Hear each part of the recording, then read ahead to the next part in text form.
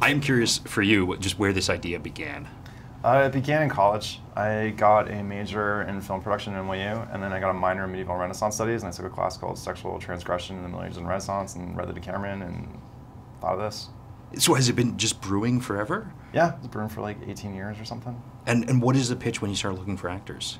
I just gave them sort of a breakdown of the story, and just kind of told them it's based on this book from the 1350s, and it's about a bunch of nuns who are wild and kick out the gardener, and they bring in a new gardener, and they slowly seduce him. And he was like, it's gonna be you, Aubrey, Alison Brie, Kate McCucci, John Riley, and in a medieval nun comedy. And I was like, that sounds amazing. We're gonna shoot it in Italy. It just sounded so appealing, and I thought it was an excellent idea to bring a bunch of talented women together.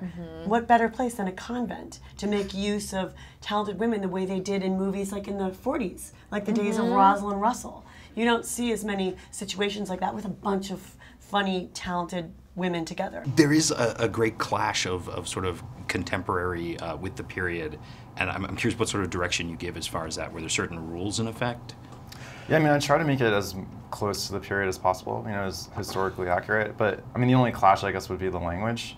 But then, I mean, we're not doing a movie in Italian, so you're kind of screwed. It has to be in English, and might as well just have people talking the way they talk now, so it's more relatable. Gave us a few slight rules where basically he wanted us to talk the way we normally talk, but just try to avoid slang whenever we could.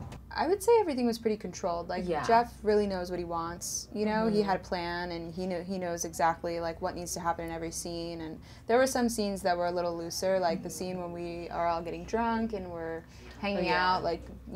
Those takes would go longer, because we'd all kind of go for it. Yeah. Or when we were attacking the gardener, I feel like that maybe got a little out of. We finished some of those takes, and Jeff would be like, "You guys are crazy." Yeah. And we were like, "What? No, you told us to do that."